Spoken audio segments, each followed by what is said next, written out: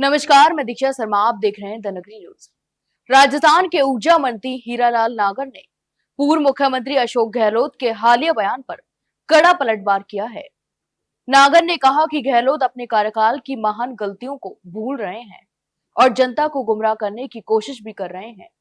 उन्होंने आरोप लगाया कि गहलोत सरकार ने 4.5 साल तक जनता पर करों का भारी बोझ डाला और बिजली की दरों में बार बार वृद्धि भी की।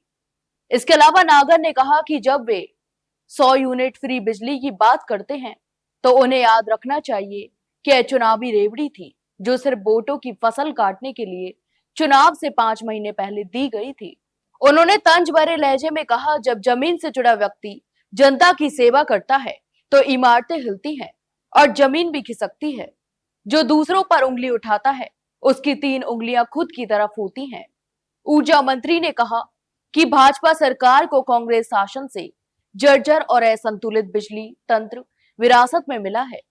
उन्होंने बताया कि गहलोत सरकार ने बिजली उत्पादन, प्रसारण और वितरण के सुदृढ़ीकरण पर कोई ध्यान नहीं दिया, जिसके कारण राज्य के डिस्कॉम्स 88,700 करोड़ रुपए के कर्ज में डूब गए।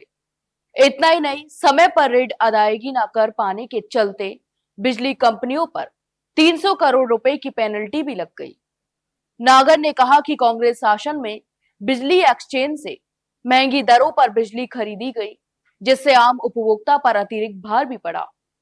पूर्ववर्ती सरकार का आर्थिक कुप्रबंधन इतना गहरा था कि डिस्कॉम्स दिवालिया होने की कगार पर पहुंच गए। नागर ने बताया कि गहलोत सरकार ने वर्ष 2023 में बैंकिंग व्यवस्था के तहत रबी सीजन की बिजली मांग पूरी करने के लिए अन्य राज्यों से बिजली खरीदने का करार किया था, लेकिन भुगतान का भार भाजपा सरकार को उठाना पड़ा। उन्होंने कहा कि कांग्रेस के अविवेकपूर्ण फैसलों के कारण राज्य को प्रतिदिन 147 लाख यूनिट बिजली लौटानी पड़ी।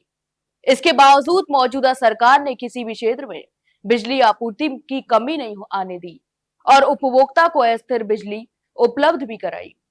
ऊर्जा मंत्री ने कहा कि मुख्यमंत्री बजलाल शर्मा के नेतृत्व में राज्य सरकार भविष्य की ऊर्जा आवश्यकताओं को ध्यान में रखकर बिजली उत्पादन बढ़ने पर जोर दे रही है। उन्होंने बताया कि प्रसारण और वितरण तंत्र को मजबूत बनाने के लिए ठोस कदम भी उठाए जा रहे हैं।